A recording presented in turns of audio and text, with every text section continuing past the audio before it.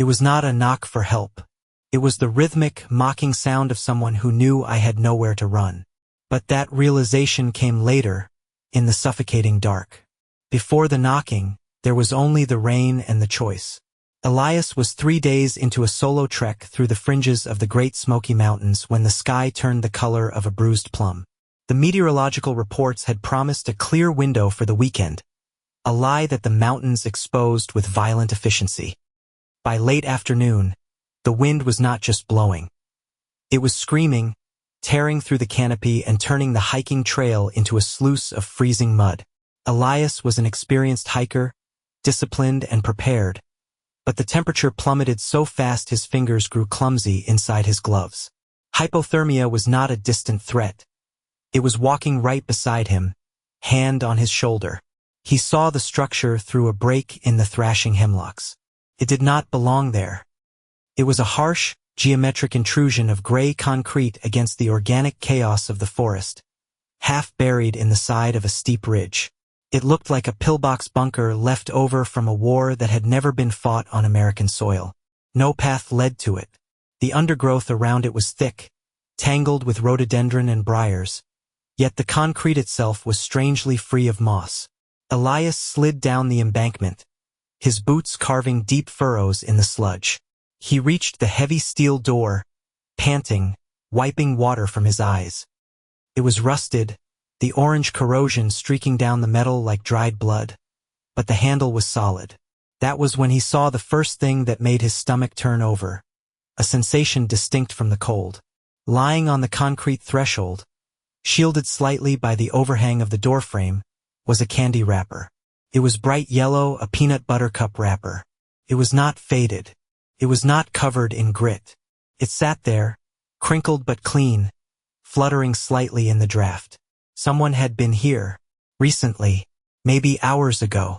Elias gripped the handle and shoved.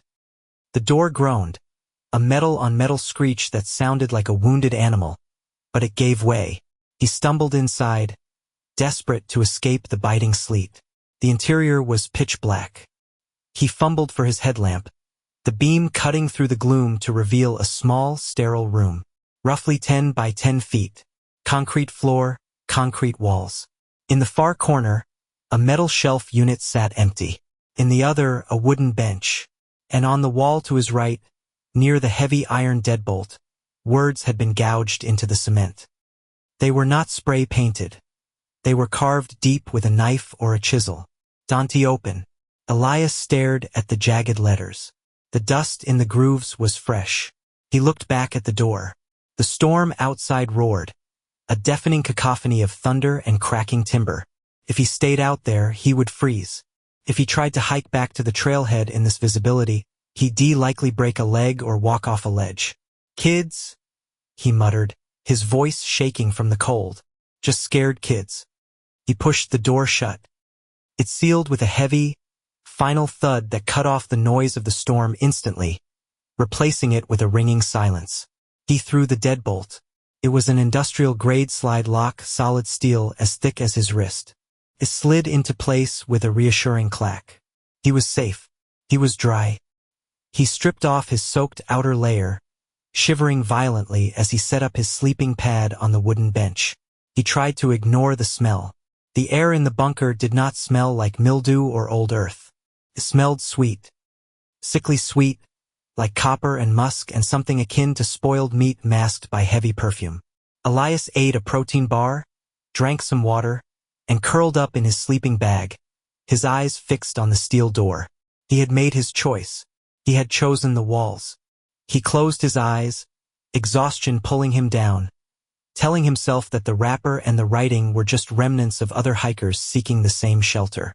He drifted off, unaware that the lock on the door was not designed to keep things out. Elias woke with a start, his heart hammering against his ribs. The darkness was absolute. His headlamp had died, or he had knocked it off the bench in his sleep. For a moment, he did not know where he was, floating in a void of silence. Then he heard it. Thump, thump, thump, came from the door. 3 distinct, heavy impacts. Slow, deliberate. Elias sat up, the sleeping bag rustling loudly in the quiet. He froze, holding his breath, waiting for a voice. A ranger? Another hiker lost in the storm? Hello, Elias called out. His voice sounded thin, swallowed by the dense concrete. Silence stretched for 10 agonizing seconds. Then again. Thump, thump, thump. The rhythm was identical. It was not the frantic pounding of someone seeking shelter. It was not the wind. It was controlled. It was a signal. I'm in here, Elias yelled, swinging his legs off the bench and groping for his pack to find his backup flashlight. The door is bolted. Hang on. He found the flashlight and clicked it on. The beam hit the steel door. The deadbolt was still firmly in place. Thump, thump, thump. A cold sweat broke out on the back of Elias's neck. The impacts were heavy, vibrating through the floor, but the handle did not jiggle. The person outside was not trying to open the door. They were just knocking. Who is that? Elias shouted, stepping closer, gripping his hiking knife in his other hand. Stop playing games. From the other side of the heavy steel, a sound drifted through. It was not a shout. It was not a plea for help. It was a laugh. A soft, wet, chittering sound, like air being forced through fluid-filled lungs. Heh. Elias backed away until his shoulders hit the rear wall. The rational part of his brain, the part that navigated trails and calculated calories, began to misfire. Why would someone be standing in a freezing storm, miles from civilization, laughing at a locked door? Go away! Elias screamed, the panic rising in his throat like bile. I'm armed. Thump, thump, thump. The knocking did not speed up. It did not slow down. It was a metronome of psychological violence. It was the sound of a predator toying with a cornered animal. Elias realized with a jolt of horror that the person outside was not trying to get in. They knew Elias was inside. They knew he could not leave. They were savoring the containment. He looked at the deadbolt.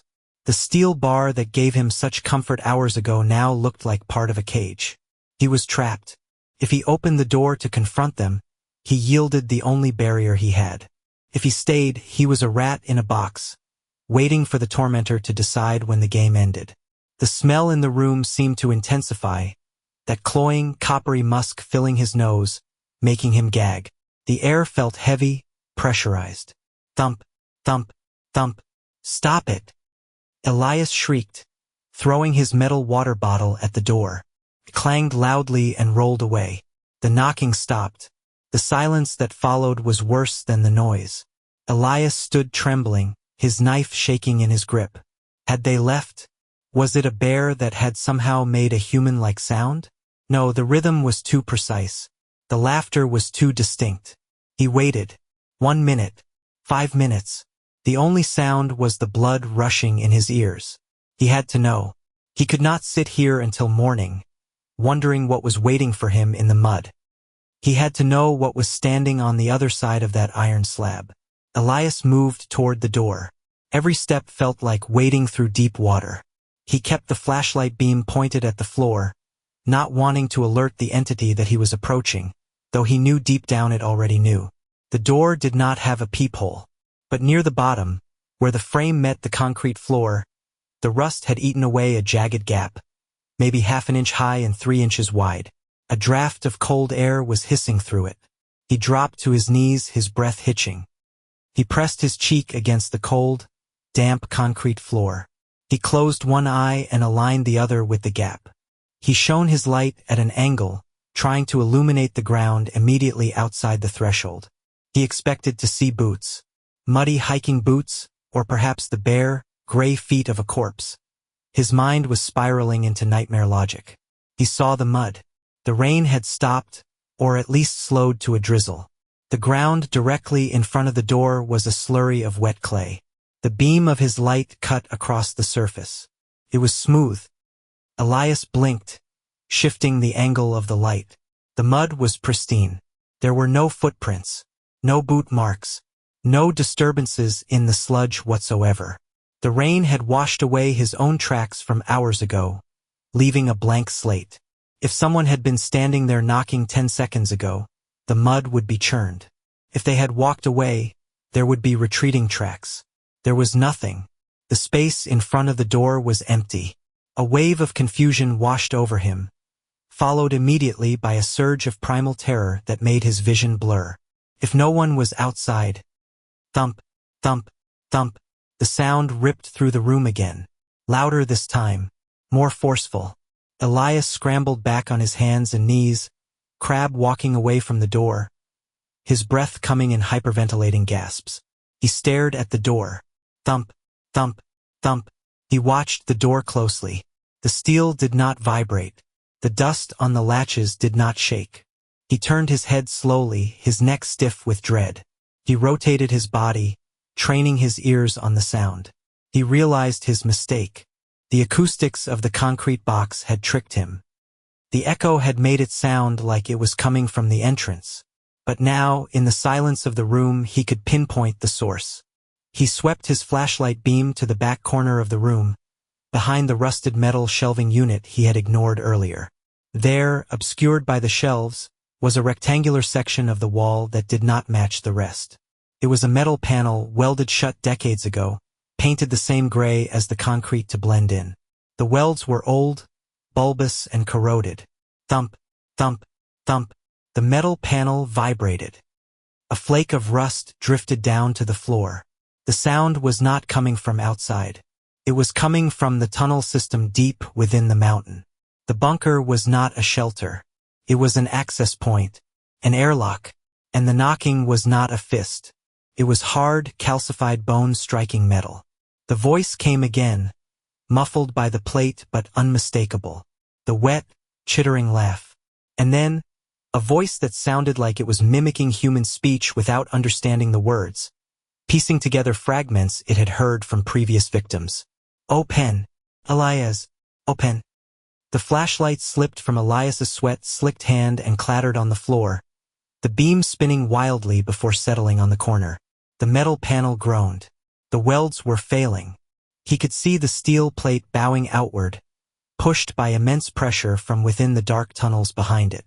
The epiphany hit him with the force of a physical blow. The wrapper on the floor. The fresh, bright yellow wrapper. It had not been dropped by a hiker entering the bunker. It had been dropped by whatever lived in those tunnels. A lure. A piece of bright color to draw a curious primate into the box. And the lock. The heavy, industrial slide bolt on the inside of the main door. It was not there to keep people out. It was there to ensure that once the food entered the chamber and secured itself for the night, it could not change its mind when the inner door opened. He had walked into a vending machine for a monster, and he had locked himself inside. The panel screeched, a high-pitched tier of metal. A black claw, 3 fingers thick and tipped with jagged keratin, punched through the rusting seam. The smell of rot and copper exploded into the room, suffocating him. Elias screamed, a sound of pure animal instinct. He scrambled to his feet. He looked at the main door. The heavy bolt would take precious seconds to slide back, and his hands were shaking too badly. If he fumbled, the thing would be on him. He spun toward the sidewall. There was a small window there, boarded up with a sheet of rotting plywood. He had not considered it an exit because it was too small, too high. But now it was the only way. Crunch. The panel behind him buckled completely. The sound of wet footsteps slapping on concrete filled the small room.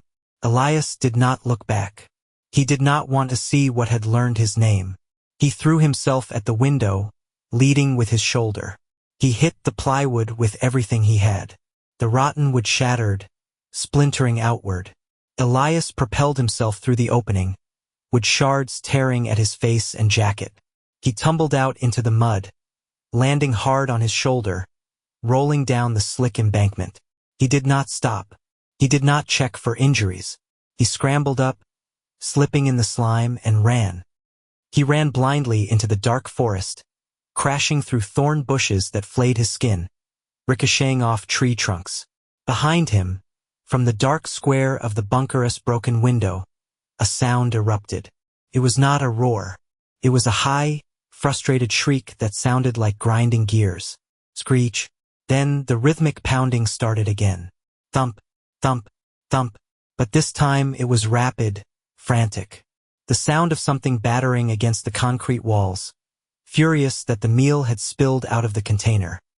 Elias ran until his lungs burned like fire, until the dawn light began to bleed through the trees. He ran until he collapsed onto the gravel of a service road, miles away. He never told the rangers. He never told the police. He knew they would go looking. They would find the bunker. They would see the broken window and the wrapper. But Elias knew something else. He knew that the welds on that inner panel were old. They had held for 40, maybe 50 years. But the creature had not broken through them until he was inside. It had waited. It had knocked. It had played. It did not want to escape the tunnels. It liked the tunnels. It just wanted the delivery hatch to work. And sometimes, late at night, in the safety of his own apartment in the city, Elias would wake up to the sound of the heating pipes settling in the walls. Thump, thump, thump, and he would lie there, paralyzed, staring at his bedroom door, wondering if he had truly locked it to keep the world out, or if he had just sealed himself in again.